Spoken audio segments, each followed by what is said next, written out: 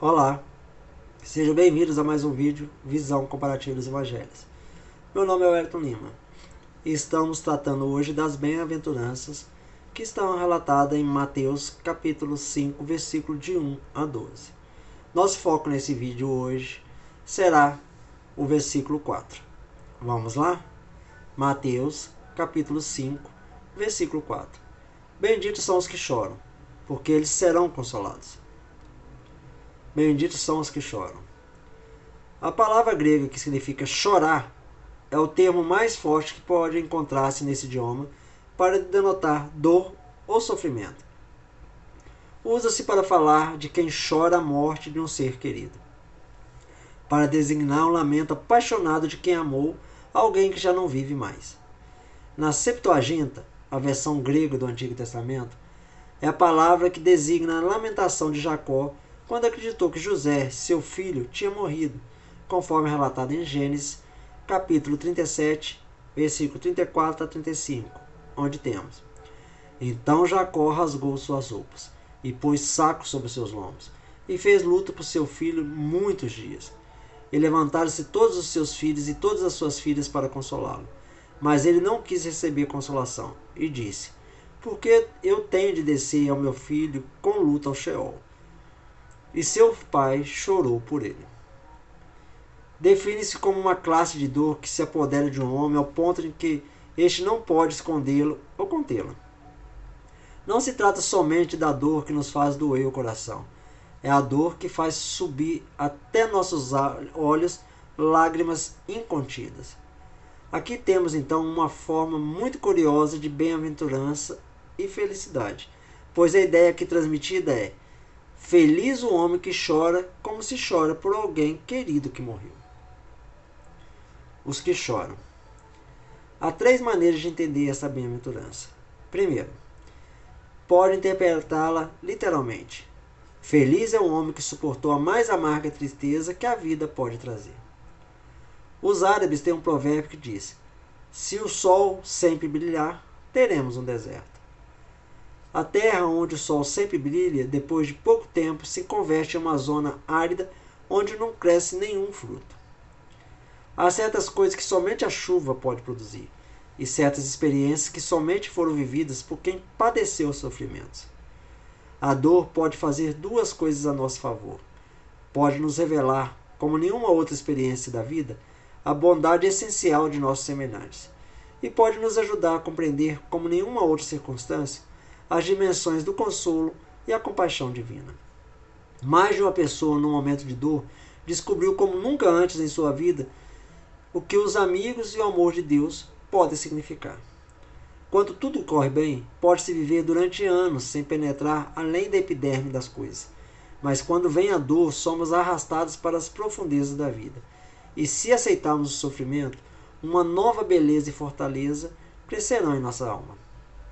Segundo, alguns estudiosos interpretam essa bem-aventurança com esse significado: bem-aventurado os que se sentem desesperadamente entristecidos por toda a dor e sofrimento que há no mundo. Conforme a primeira bem-aventurança, temos que sempre convém conceder pouca importância às coisas, mas nunca é bom conceder pouca importância aos seres humanos. Este mundo seria um lugar muito menos habitável se não houvesse tantos que estivessem profundamente preocupados com as tristezas e o sofrimento dos outros. O cristianismo é uma preocupação por outros. Assim, essa bem-aventurança significa: bem-aventurado o homem que se preocupa intensamente pelos sofrimentos, tristeza e necessidade dos outros. E terceiro, sem lugar a dúvida, as duas interpretações anteriores formam uma parte dessa bem-aventurança, mas a principal ideia, a ideia central do seu conteúdo é indubitavelmente a seguinte: bem-aventurado o homem que está desesperadamente triste por seu próprio pecado e indignidade, conforme 2ª Carta aos Coríntios, capítulo 7, versículo 10. Pois a tristeza segundo a vontade de Deus opera arrependimento para a salvação, de quem ninguém se arrepende, mas a tristeza do mundo opera a morte. A primeira palavra da mensagem de Jesus era: arrependei-vos, como vimos em Marcos, capítulo 1, versículo 15, onde está registrado: o tempo se cumpriu e o reino de Deus está perto. arrependei-vos e crede no Evangelho. Ninguém pode arrepender-se a menos que esteja triste por seus pecados, conforme vemos no Salmo 51, versículo 3 e 4. Porque eu reconheço minhas transgressões, e o meu pecado está continuamente diante de mim. Contra ti, somente contra ti pequei, e fiz o mal segundo os teus olhos, para que estejas justo no que dizeres, e puro no que julgares. A experiência que verdadeiramente transforma o homem é aquele momento em sua vida quando se encontra face a face com seu próprio pecado e se dá conta do que o pecado pode fazer nele. Um jovem ou uma jovem pode viver a vida sem preocupar-se com os efeitos ou consequências do que estão fazendo. Mas chega o dia quando algo muito grave acontece e percebe pela primeira vez o gesto de dor no rosto de seu pai ou de sua mãe. E então, repetidamente, dão-se conta da magnitude de seu pecado. Isso é o que a cruz faz por nós. Quando olhamos a cruz, podemos dar-nos conta de quais são as consequências de nossos pecados. O pecado pode arrancar uma das vidas mais belas que jamais vivida e destroçá-la. Uma das grandes virtudes da cruz é que abre os olhos dos homens e mulheres a todo o horror do pecado.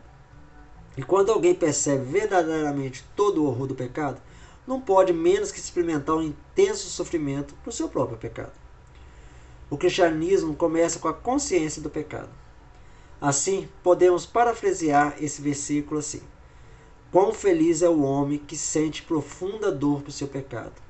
O homem que sente que seu coração se rompe ao dar-se conta do que fez com sua vida, contra Deus e Jesus. O homem que fica atônito ante o desastre que seu pecado pôde ocasionar. Quem tem essa experiência será verdadeiramente consolado, porque se trata do que habitualmente denominamos penitência, ou arrependimento, ou contrição. E Deus nunca desprezará aos que têm o coração contrito e humilhado, conforme registrado no Salmo 51, versículo 17. Os sacrifícios a Deus são espírito quebrantado e arrependimento. Tu não desprezarás um coração quebrado e triste. O caminho que conduz à alegria do perdão atravessa necessariamente pela tristeza desesperadora do arrependimento. O verdadeiro significado da segunda bem-aventurança é: quão feliz é o homem cujo coração sofre pelo sofrimento do mundo e por seu próprio pecado, porque é a partir desse sofrimento que encontrará a alegria de Deus. Porque eles serão consolados. É verdade que só o Evangelho pode dar verdadeiro conforto àqueles que estão em aflição, conforme 2 Coríntios capítulo 1, versículo 5. Porque assim como os sofrimentos de Cristo são abundantes em nós, assim também por Cristo é abundante nossa consolação. Outras fontes de consolo não alcançam as profundas tristezas da alma. Elas podem diminuir a sensibilidade da mente. Elas podem produzir uma submissão sombria e relutante ao que não podemos ajudar, mas não apontam para a verdadeira fonte de conforto. Somente no Deus da misericórdia, no Salvador, na paz que brota da esperança de um mundo melhor, somente aí existe consolo, conforme 2 Coríntios, capítulo 3, versículos 17 e 18. O Senhor é Espírito, e onde está o Espírito do Senhor, aí a liberdade. E todos nós, com o rosto descoberto, refletimos como que um espelho a glória do Senhor. Somos transformados de glória em glória, segundo a mesma imagem, como pelo Espírito do Senhor. Aqueles que choram, assim serão consolados. Então aqueles que sofrem pelo pecado, aquela tristeza pelos que cometeram, e estão aflitos e feridos por terem ofendido a Deus, encontrarão consolo no Evangelho. Através do misericordioso Salvador, esses pecados podem ser perdoados. Nele, a alma cansada e pesada encontra a paz, conforme relatado em Mateus, capítulo 11, versículo 28 a 30. Vinde a mim todos vós que estáis cansados e sobrecarregados, e eu vos fareis descansar. Tomai sobre vós o meu jugo, e aprendei de mim, porque sou manso e humilde de coração, e encontrareis descanso para as vossas almas, pois o meu jugo é suave e minha carga é leve. E a presença do Consolador, o Espírito Santo, o sustentará aqui nesse mundo, conforme está registrado em João, capítulo 14, versículo 26 e 27. Mas aquele Consolador, o Espírito Santo, a qual o Pai enviará em meu nome, Este vos ensinará tudo, e tudo quanto tenho dito vós, ele vos fará lembrar. A paz vos deixo, minha paz vos dou. Vou dá-la a vós, não como o mundo a dá. Não se perturbe vosso coração, nem se atemorize. E temos também a grande alegria no céu, onde todas as suas lágrimas serão enxugadas, conforme prometido em Apocalipse, capítulo 21, versículo 4. E Deus limpará toda lágrima dos olhos deles, e não haverá mais morte, nem pranto, nem clamor, nem mais haverá dor, porque as primeiras coisas já passaram. Amém. Que esse estudo lhe tenha abençoado. Lhe vejo no próximo vídeo. Até lá.